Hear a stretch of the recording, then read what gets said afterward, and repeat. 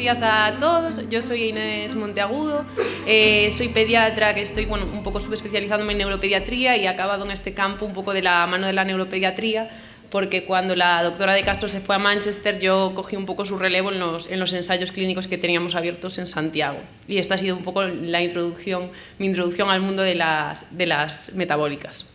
O sea que soy una recién llegada. Me da muchísimo respeto hablar aquí porque es la primera vez que hablo en un congreso para familias, pero también me hace mucha ilusión y también porque hay grandes expertos aquí presentes.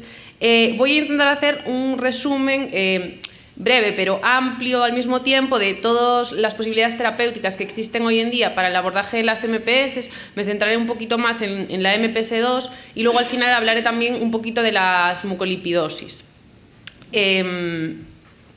Bueno, vamos allá. Entonces, la fisiopatología ya la sabéis, ya la hemos explicado, es el acúmulo progresivo de los glucosaminoglicanos. Simplemente comentaros que este grupo de enfermedades tiene una característica muy importante desde el punto de vista de plantearnos un tratamiento, que es que son enfermedades de base monogénica. Esto hace que vayan a ser enfermedades ideales, ¿vale?, para el desarrollo de terapias génicas. Hay muchas otras enfermedades, por ejemplo, en el campo de la neuropediatría, que a día de hoy no conocemos las bases genéticas o creemos que son varios los genes implicados y ya nos complica mucho más, ¿no?, el desarrollo de las terapias. Pero en este grupo de enfermedades pues son enfermedades monogénicas.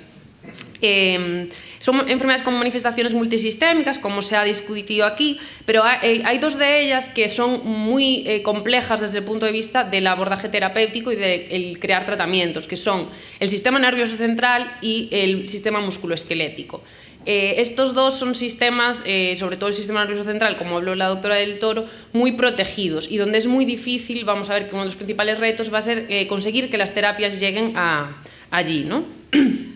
Antiguamente, hace unas décadas, los objetivos del tratamiento eran mejorar la calidad de vida y enlentecer el desarrollo de la enfermedad. Hoy en día los objetivos son crear terapias que modifiquen la historia natural de la enfermedad y yo creo que ya estamos casi ahí. Vamos a ver que la elección de la terapia dependerá del tipo de MPS y del grado de afectación del paciente, pero como ya se ha hablado también previamente y tampoco quiero repetirme mucho, lo más importante es desde un principio que se haga un abordaje global del paciente, porque estos son enfermedades multisistémicas donde realmente deberíamos de implicar a muchos profesionales, ¿vale?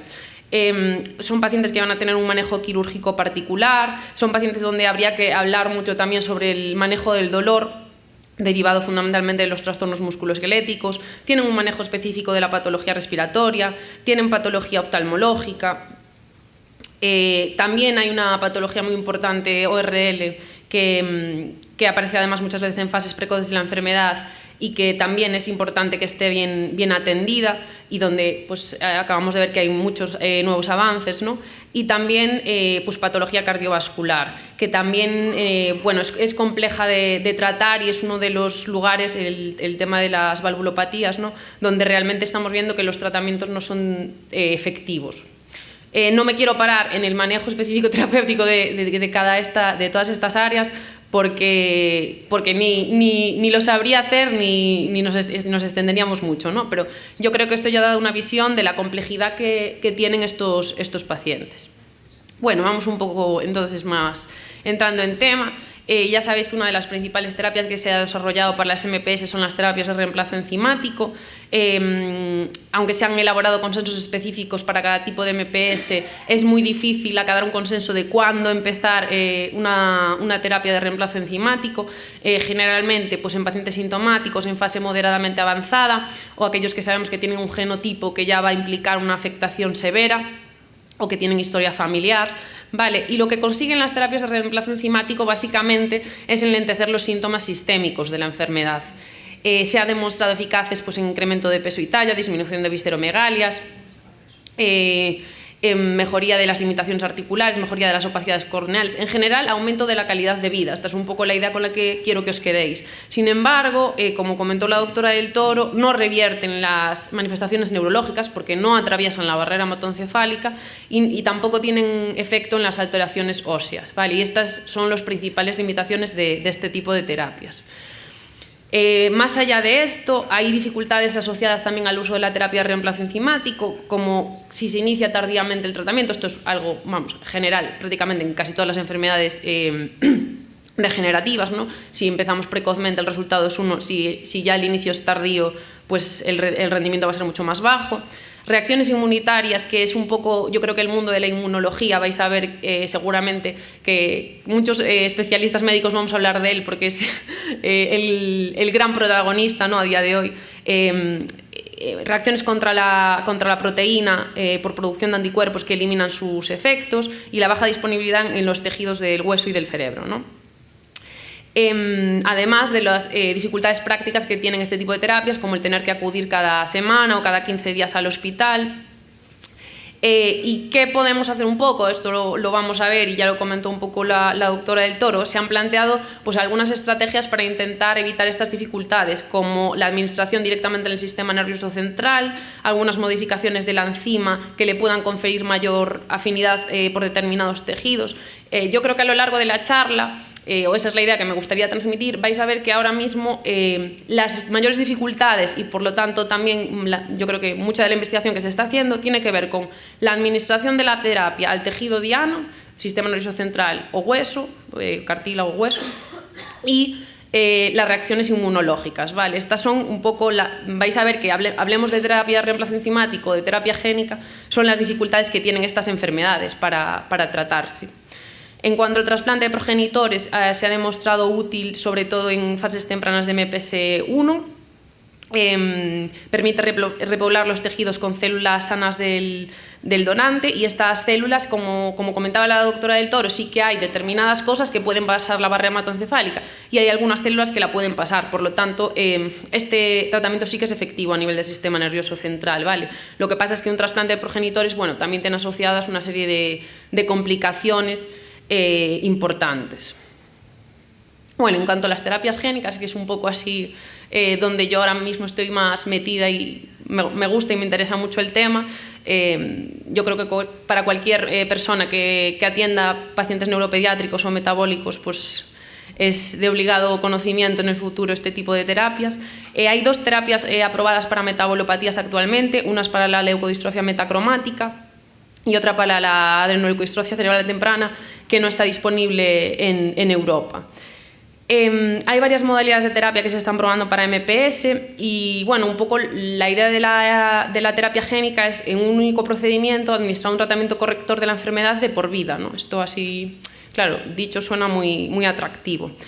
Pero de nuevo volvemos a que es fundamental administrarlo en fases precoces, ¿vale? O sea que ahí está siempre el tema de el cribado, tener una sospecha clínica precoz. Esto va a ser muy importante porque aunque tengamos terapias génicas muy efectivas, pues si no las administramos pronto, la neurodegeneración después no la va a revertir, ¿vale? Y las terapias, hay 2 principales tipos de terapias génicas como tal. Luego hablaré un poco de la edición génica. Las terapias in vivo y las terapias ex vivo. En las terapias in vivo, nosotros introducimos el gen con un vector viral, normalmente por una infusión intravenosa, y un poco las complicaciones vienen al elegir el vector. ¿Qué es lo que va a llevar la terapia al paciente, ¿no? Se ha estudiado mucho y yo creo que en este campo se han hecho muchos avances y hoy en día ya sabemos por lo menos qué vectores podemos utilizar o cuáles son los óptimos, ¿no? En sistema nervioso central son los virus adenosociados, que vais a ver que la mayor parte de ensayos de terapia génica hoy en día son con estos virus por este motivo, porque además tienen una baja inmunogenicidad en teoría y demás. Y luego las terapias ex vivo es sacar células del paciente, modificarlas genéticamente in vitro mediante un proceso de transfección que se hace también con virus, con retrovirus, vamos a ver ahora también, y que luego necesitan un régimen de acondicionamiento. Esto es un poco un resumen cogido de un artículo maravilloso que escribió aquí la doctora de Castro y la doctora del Toro, que un poco cuenta lo que os venía comentando, ¿no? La diferencia entre las terapias in vivo y ex vivo. Entonces, ahora ya metiéndonos un poco más en detalle, como sería muy complejo revisar todas las MPS, yo voy a hablar un poco más de la MPS2, porque después se va a hablar de la MPS3. La MPS2 se produce por una mutación en el gen IDS, es una enfermedad de herencia ligada a X, y los GAGs que se acumulan sobre todo son heparansulfato y dermatansulfato. A día de hoy el principal tratamiento es la terapia de sustitución enzimática, que mejora el curso de la enfermedad reduciendo los síntomas somáticos, pero vemos que hay un porcentaje muy alto de pacientes con afectación neuropática que no responden a la terapia de reemplazo enzimático. Vale. ¿Y dónde estamos ahora un poco en la terapia para MPS? Esto ya se ha quedado antiguo, esto es un artículo del año 2021, sí que se han abierto ensayos para terapia con lentivirus, se han probado también virus adenoasociados y se han probado estrategias de edición génica. La terapia con virus adenoasociados es de Regin-Biox, se hizo un ensayo multicéntrico en fase 1-2, que ahora se ha abierto una fase pivotal a 1-2-3 ante los resultados favorables de la primera fase del ensayo. Lo que se hace es administrar un gen funcional a las células del sistema nervioso central. Reclutaron 14 pacientes para la fase 1-2 con resultados variables. En algunos sí que logran retirar la terapia de reemplazo enzimático y sí que se vio una reducción dependiente de la dosis de terapia administrada en los GAGs. Se administraba mediante una administración intracisternal, lo cual no está exento de riesgos, ¿vale? Lo que os decía otra vez, el tema de cómo llegar al tejido que nos interesa es algo a lo que le vamos a dar muchas vueltas en el futuro, yo creo. Y ya os digo, hay unos resultados preliminares favorables, se ha abierto una fase pivotal, una fase 3, con reclutamiento activo y se plantean solicitar la aprobación en 2024 a través de la vía acelerada de la FDA. ¿Vale? Problema de las terapias con virus adenoasociados es la inmunogenicidad. ¿Vale? Entonces, lo que comentábamos, la reacción que nuestro cuerpo tiene al tratamiento, ya sea una terapia de reemplazo enzimático o ya sea al final el vector, el virus que estamos metiendo, que es algo también pues foráneo a nosotros, ¿no? Desde luego que los virus adenoasociados han mostrado muchas ventajas y yo creo que sí que ya existe un consenso más o menos en que el vector va a ser ese, pero ahora tenemos que ver un poco cómo manejamos el tema de la inmunogenicidad. En cuanto a la edición génica, yo, sin ser una gran experta de este tema, creo que estamos en fases pues, muy preliminares, ¿no? Es otra estrategia que desde el punto de vista teórico resulta muy atractiva. En MPS2 se probó y lo que hacemos es ir a la célula y corregir el defecto dentro de la célula del paciente, en su cuerpo, ¿no? En MPS2 se probó para corregir el defecto en los hepatocitos, se hizo un ensayo, Sangamo Therapeutics abrió un ensayo que hizo un fase 1-2 que ya está finalizado, se reclutaron 9 pacientes, no se vieron efectos secundarios importantes, pero es verdad que se vio que el nivel de expresión enzimática en sangre era bajo y también se hicieron biopsias hepáticas para ver si realmente ese hígado al que tú le habías metido la terapia de edición génica se había conseguido modificar y realmente la edición había funcionado y no fue así, ¿vale? Entonces, bueno, como os decía, desde el punto de vista teórico son terapias que parecen muy atractivas, pero que desde el punto de vista práctico aún tenemos un camino largo por andar, ¿vale? Y luego la terapia génica ex vivo, ahora mismo está abierto un ensayo en Manchester que recluta pacientes de menos de un año, es un fase 1-2.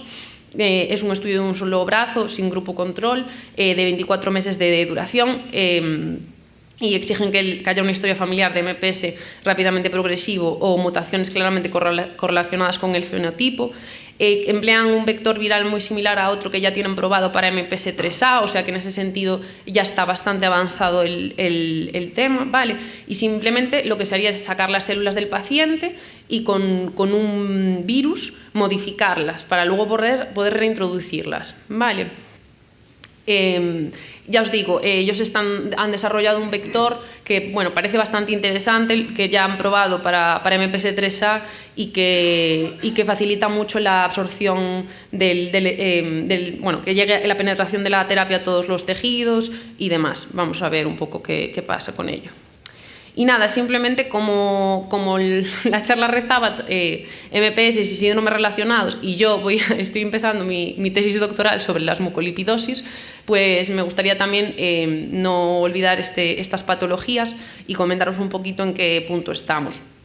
Las mucolipidosis, la 2 y 3, son enfermedades de herencia autosómico-recesiva causadas por las mutaciones en genes GNP-TAB y GNP-TG. Son enfermedades ultra raras, ¿vale? Mucho más raras que las MPS, causadas por el déficit o la actividad deficiente de la enzima acetilglucosamina 1-fosfotransferasa. Se produce, son enfermedades bastante complejas porque lo que hay es una hipersecreción de las enzimas lisosomales que se deberían de quedar dentro de las células fuera. Entonces, no hay muchos enzimas lisosomales deficitarios y acumulación de múltiples productos, colesterol, fosfolípidos, glucosaminoglicanos también. Hay dos tipos, la mucolipidosis 2 es una enfermedad pues mucho más devastadora, con un inicio muy precoz de la sintomatología, hipotonía, disostosis, un retraso psicomotor muy grave. Son pacientes que ya pueden tener alteraciones intraútero y que presentan un engrosamiento cutáneo importante y cardiomegalia. Las mucolipidosis 3 se clasifican en alfa, beta y gamma. Son un fenotipo más atenuado, con una sintomatología de inicio más tardío y menor velocidad de progresión. Son pacientes que lo que suelen tener es pues, talla baja, contracturas articulares, una discapacidad intelectual leve y disostosis. Para estas enfermedades actualmente no existe ningún tratamiento. Sí se han empezado a desarrollar los primeros modelos animales, primero felino, luego roedores y peces cebra. Esto solo en sí ya es un éxito. Yo sé que parece como que a lo mejor es algo muy lejano, pero para los investigadores básicos es fundamental. Entonces, bueno, ya hay esos modelos animales. Se han probado el trasplante de células madre hematopoyéticas y de médula ósea sin resultados claramente satisfactorios. Y la terapia de reemplazo enzimático no sería de entrada pues, válida para estos pacientes, un planteamiento válido para estos pacientes, porque tienen muchos déficits enzimáticos a la vez, ¿vale? Entonces, únicamente una terapia de reemplazo enzimático combinada pues podría plantearse. Sí se probaron todo en fases preclínicas, varias estrategias terapéuticas, terapia génica con virus adenosociados, terapia con chaperonas, que también la comentó la doctora del Toro, es otra de las estrategias que yo creo que se van a estudiar. Las chaperonas en teoría son proteínas que pueden unirse a las enzimas y básicamente lo que hacen es incrementar la estabilidad de la enzima. Y luego la terapia de exclusión exónica con nunca me sale esta palabra, ASOs, oligonucleótidos antisentido, que se ha probado también en otras enfermedades neurológicas neurodegenerativas, ¿vale? Y nada más, contaros un poco lo que vamos a hacer en Santiago en un ensayo que está en fases muy preliminares, pero bueno, como va a ser mi tesis doctoral, pues os lo voy a contar. Vamos a hacer un proyecto para intentar desarrollar in vitro una terapia génica no viral para mucolipidosis 2 y 3. Vamos a empezar a trabajar con mRNA, ¿vale? Que tiene una serie de ventajas frente al DNA. Como ya sabéis, el mRNA se ha hecho muy famoso por las vacunas del COVID, ¿vale? Y yo creo que ahí se ha dado un gran... O sea, se ha adquirido mucho conocimiento respecto al uso del mRNA en terapias. Lo que vamos a hacer es encapsularlo en sistemas lipídicos para que esté muy protegido y que pueda llegar adecuadamente a los tejidos diana, ¿vale? Vamos a usar células de pacientes y también la última fase sería probarlo en animales, en ratones. Y bueno, vamos a ver cómo evoluciona la cosa.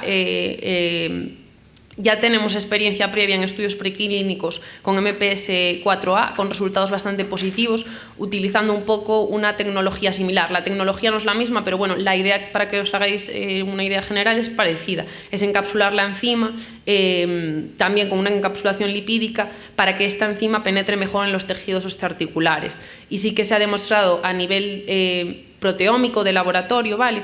Que funciona, que la actividad enzimática mejora. Bueno, ya os digo, esto quiero dejar muy claro, que son estudios pues, muy preliminares, pero que creo que son necesarios y que son estrategias nuevas que se están desarrollando pues, muy basadas en distintas estrategias para proteger la terapia y que la terapia llegue a donde nosotros necesitamos que llegue, ¿vale?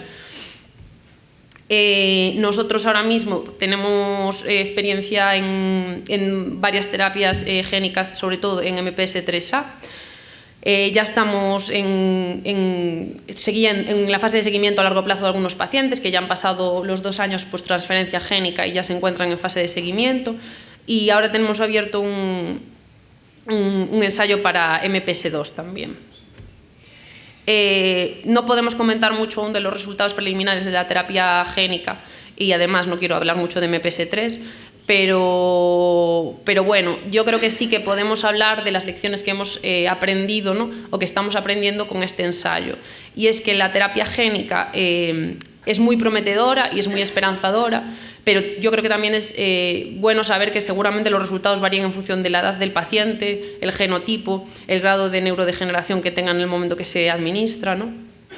Y el objetivo en algunos pacientes, los más jóvenes, será mejorar el neurodesarrollo, y en otros pues será más bien estabilizar y detener la neurodegeneración, ¿no? Y esto realmente es lo que estamos viendo con el ensayo.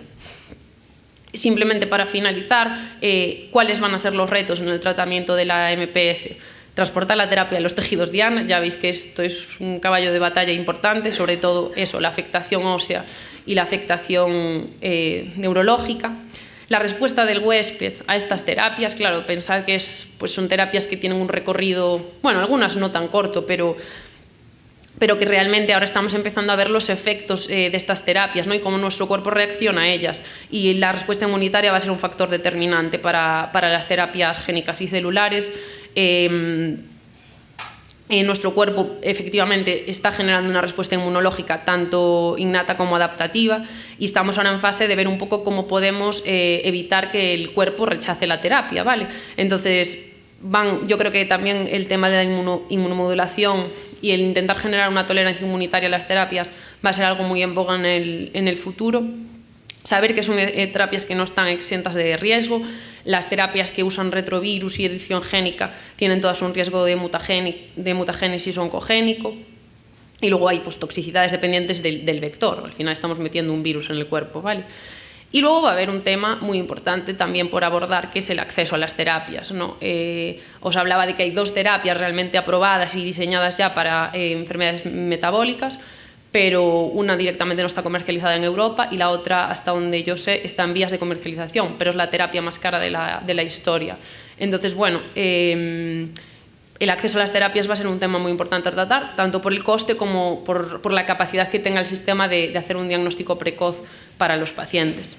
Y nada, muchas gracias a todos. Estos son algunos de los pacientes que tenemos tratados con MPS3 con terapia génica, que están por aquí también algunos de ellos. Y nada, muchas gracias.